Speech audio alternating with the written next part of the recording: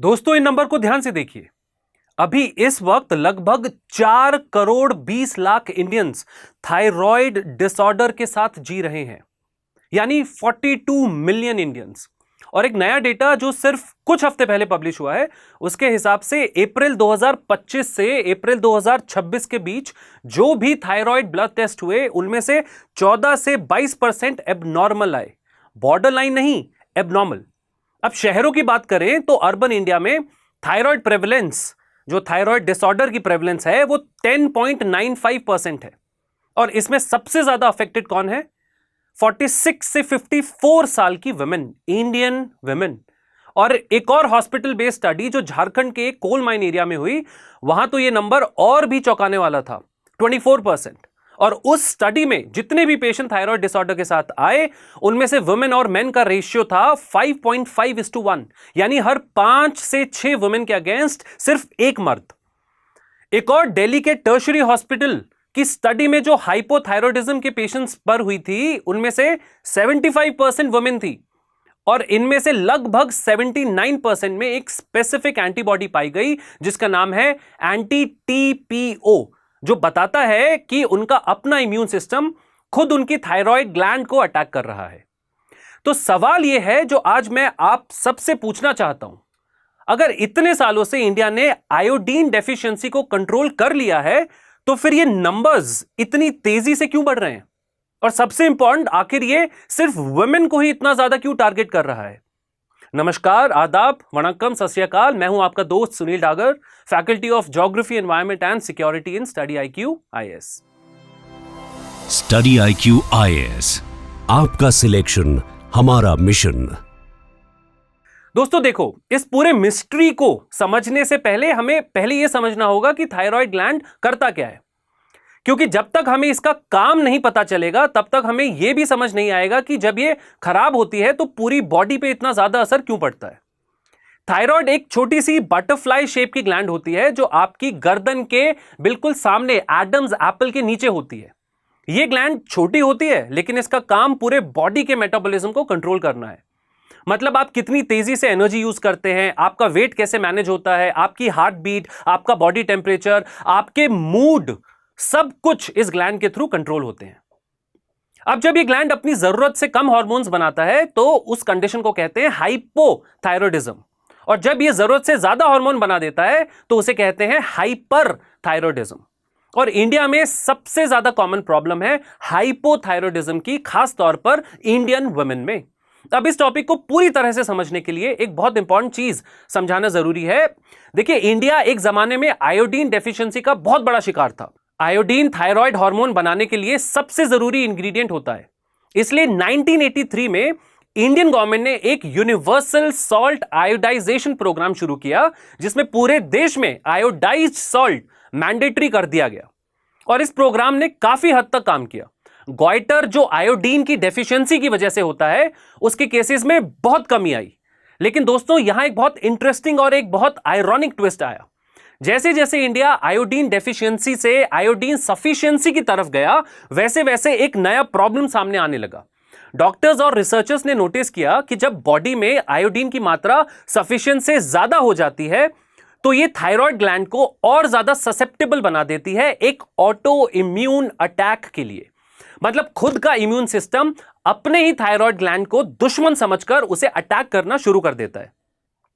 यही वजह है कि जो NFHS यानी national family health survey data है, उसमें सेल्फ रिपोर्टेड थायराइड डिसऑर्डर 2015-16 में 2.2% था, लेकिन 2019 से 21 का जो सर्वे था, उसमें 2.9% हो गया। यह सिर्फ परसेंटेज में छोटा सा इंक्रीज लग सकता है, लेकिन यह करोड़ों लोगों की पॉपुलेशन में लाखों नए केसेस रिप्रेजेंट करता है। अब मैं आपको इस पूरे मिस्ट्री का सबसे इंपॉर्टेंट हिस्सा समझाता हूं कि आखिर यह वुमेन को ही इतना ज्यादा क्यों अफेक्ट करता है। इसके बहुत रीजन है। पहला रीजन है जेनेटिक्स और हार्मोन्स का कॉम्बिनेशन। वुमेन के बॉडी में एस्ट्रोजन जैसे हार्मोन्स थायराइड ग्लैंड के साथ बहुत क्लोज रिलेशनशिप रखते हैं। जब एस्ट्रोजन लेवल लाइफ में बदलते हैं, जैसे प्यूबर्टी, प्रेगनेंसी या मेनोपॉज के दौरान, तो थायराइड ग्लैंड की एक्टिविटी भी उसके साथ साथ ही फ्लक्चुएट होती है। दूसरा और सबसे बड़ा रीजन है auto immune vulnerability. Medical science में ये एक वेल एस्टैब्लिश्ड फैक्ट है कि वुमेन मर्दों के कंपैरिजन में ऑटो इम्यून डिजीजेस के लिए ज्यादा ससेप्टेबल होती हैं। और जैसे हमने दिल्ली हॉस्पिटल की स्टडी में देखा, 79% हाइपोथायराइड पेशेंट में एंटी टीपीओ बॉडीज पाई गई थी। यह सीधा एक ऑटो इम्यून कंडीशन का सबसे बड़ा प्रूफ है। इसका मतलब है कि यह सिर्फ आयोडीन की कमी का मसला नहीं है, यह अब खुद बॉडी के अपने इम्यून सिस्टम का एक कंफ्यूजन सा बन चुका है। तीसरा रीजन है प्रेगनेंसी और रिप्रोडक्टिव हेल्थ। प्रेगनेंसी के दौरान थायराइड डिसफंक्शन की प्रेवलेंस 10.4% तक देखी गई है एक इंडियन स्टडी में, और यह नंबर एशियन कंट्रीज में वेस्टर्न कंट्रीज के कंपैरिजन से काफी ज्यादा है। प्रेगनेंसी के दौरान अगर थायराइड फंक्शन ठीक से मैनेज नहीं किया जाए तो इसका असर सिर्फ मां पर नहीं बल्कि होने वाले बच्चे के ब्रेन डेवलपमेंट पर भी पड़ सकता है। चौथा और एक बहुत मॉडर्न रीजन है जो बहुत कम लोग डिस्कस करते हैं, क्रॉनिक स्ट्रेस। अब यह सिर्फ बज़वर्ड नहीं है दोस्तों। जब बॉडी लंबे समय तक हाई स्ट्रेस में रहती है तो कॉर्टिसोल जो स्ट्रेस हार्मोन है वो थायराइड फंक्शन को डायरेक्टली डिसरप्ट करता है। और आज की अर्बन इंडियन वुमेन जो करियर, घर और फैमिली सब कुछ एक साथ बैलेंस कर रही हैं, उनके लिए क्रॉनिक स्ट्रेस एक डेली रियलिटी बन चुका है। अब मुझे याद है मैंने आपसे वीडियो के शुरू में एक सवाल पूछा था कि अगर इंडिया में आयोडीन डेफिशिएंसी को कंट्रोल कर लिया है तो ये नंबर्स इतनी तेजी से क्यों बढ़ रहे हैं, और ये सिर्फ इंडियन वुमेन को इतना ज्यादा टारगेट क्यों कर रहे हैं। अब आपके पास जवाब है। ये आयोडीन की कमी का मसला अब पूरी तरह नहीं रहा, ये अब एक नया और ज्यादा कॉम्प्लिकेटेड मसला बन चुका है जहां iodine sufficiency, genetics, auto immune vulnerability, hormonal fluctuations और क्रॉनिक स्ट्रेस सब एक साथ मिलकर वुमेन के थायराइड को एक कांस्टेंट खतरे में डाले हुए हैं।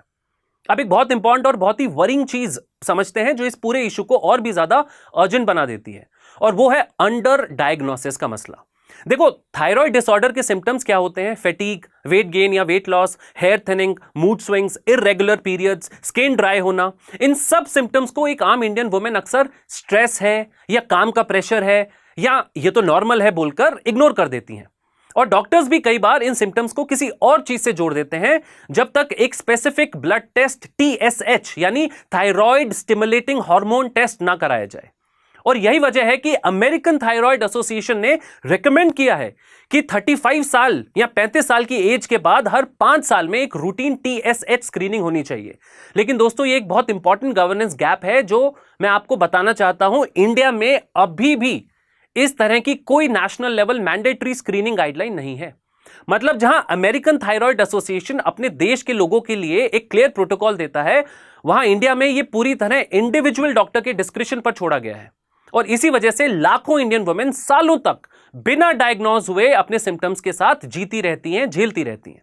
अब मैं आपको एक और डीपली ह्यूमन डायमेंशन दिखाना चाहता हूं जो इस पूरे इशू को एक बहुत ही जरूरी हिस्सा है। वो है हॉस्पिटल्स में इन महिलाओं को क्या क्या झेलना पड़ता है। एक टिपिकल सिनेरियो सोचिए, एक 32 साल की वर्किंग वुमेन जो पिछले कई महीनों से थकी हुई है, जिसका वेट बिना वजह बढ़ रहा है, जिसके बाल झड़ना शुरू हो गए हैं, वो पहले अपने फैमिली डॉक्टर के पास जाती है। वहां उसे कहा जाता है, अरे भाई आजकल सबको ये होता है, टेंशन कम लिया करो। वो कुछ महीने ऐसे ही गुजार देती है। फिर जब सिम्टम्स और बढ़ जाते हैं तो वो एक गायने या गायनेकोलॉजिस्ट के पास जाती है क्योंकि उसके पीरियड्स भी इररेगुलर हो चुके हैं। वहां से उसे एक एंडोक्रिनोलॉजिस्ट के पास रेफर किया जाता है, और कई शहरों में खासकर Tier 2 और Tier 3 सिटीज में एक क्वालिफाइड एंडोक्रिनोलॉजिस्ट को अपॉइंटमेंट मिलने में ही कई हफ्ते लग जाते हैं। यह एक डायग्नोस्टिक डिले है जो सिर्फ एक इनकन्वीनियंस नहीं है, यह डिले कई बार महीनों या कभी कभी सालों तक खिंच जाता है। और इस पूरे समय में वुमेन अपने सिम्टम्स के साथ अकेले स्ट्रगल करती रहती है, यह सोचते हुए कि शायद ये उसी की गलती है। और एक कल्चरल लेयर भी है इसके साथ, जिसे हम अक्सर नजरअंदाज कर देते हैं। बहुत सारे इंडियन घरों में एक वुमेन की हेल्थ सबसे आखिरी प्रायोरिटी होती है। वो घर के सबकी देखभाल करती है, लेकिन जब उसकी खुद की तबीयत खराब होती है तो उसे चला जाएगा या थोड़ा आराम कर लो, ये सब बोलकर टाल दिया जाता है। ये एक साइलेंट लेकिन बहुत डीप स्ट्रक्चरल प्रॉब्लम है जो मेडिकल डिले को और भी ज्यादा बढ़ाता है।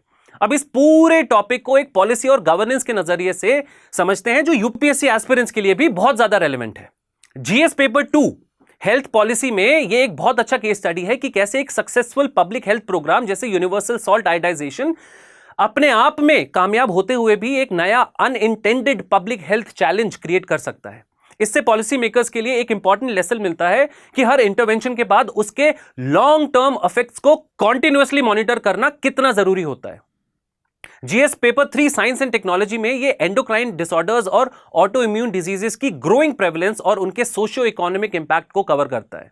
और एक एग्जाम रेडी फैक्ट जो आप याद रख सकते हैं, एनएफएचएस 4 में सेल्फ रिपोर्टेड थायराइड डिसऑर्डर 2.2% था और एनएफएचएस 5 में ये बढ़कर 2.9% हो गया। इसका रेफरेंस मैंने पहले भी दिया था। ये नेशनल लेवल सर्वेलेंस डेटा में क्लियर अपवर्ड ट्रेंड को दिखाता है। और एक और चीज जो पॉलिसी सर्कल्स में धीरे धीरे डिस्कस हो रही है वो है थायराइड कैंसर के केसेस में भी धीरे धीरे हो रही है बढ़ोतरी। बेटर डायग्नोस्टिक टूल्स जैसे अल्ट्रासाउंड और फाइन नीडल बायोप्सी अब पहले से ज्यादा अवेलेबल है, जिसकी वजह से छोटे छोटे थायराइड नोड्यूल्स भी अब डिटेक्ट हो जाते हैं जो पहले कभी पकड़े ही नहीं जाते थे। ये एक पॉजिटिव डेवलपमेंट है क्योंकि अर्ली डिटेक्शन हमेशा बेहतर आउटकम्स देता है।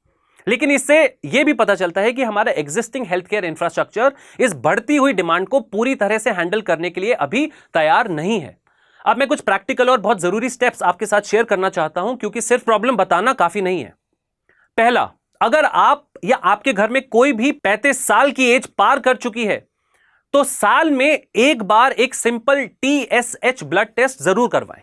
यह टेस्ट बहुत अफोर्डेबल होता है और यह सालों के साइलेंट डैमेज को शुरू में ही पकड़ सकता है।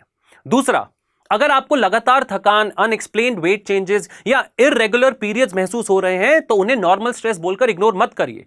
अपने डॉक्टर से स्पेसिफिकली थायराइड टेस्ट के लिए पूछिए। तीसरा, प्रेगनेंसी प्लान करते वक्त या प्रेगनेंसी के दौरान थायराइड फंक्शन को जरूर मॉनिटर करवाएं क्योंकि जैसे हमने देखा इसका असर बच्चे के ब्रेन डेवलपमेंट पे भी पड़ सकता है।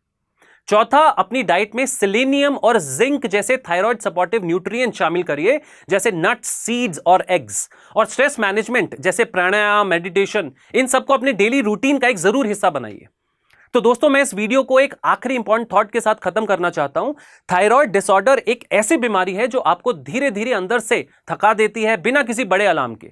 और इंडिया में जहां 4 करोड़ 20 लाख से ज्यादा लोग इससे जूझ रहे हैं और जिनमें मेजॉरिटी इंडियन वुमेन है, वहां सिर्फ ये एक इंडिविजुअल हेल्थ इशू नहीं रहा, ये एक पब्लिक हेल्थ प्रायोरिटी बन चुका है जिसे हम अभी भी अनफॉर्चुनेटली पूरी तरह से सीरियसली नहीं ले रहे हैं।